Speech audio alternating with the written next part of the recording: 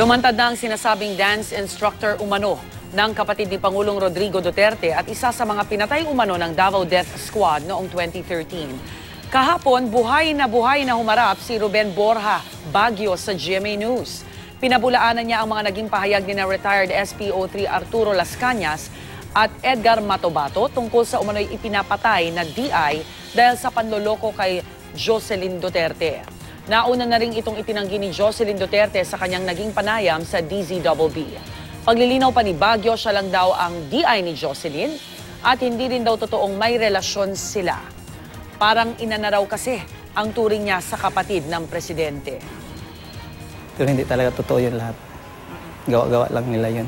Maglabas lang ako na maliwanagan lang na hindi totoo yung yung bintang nila sa sa kapatid ng presidente.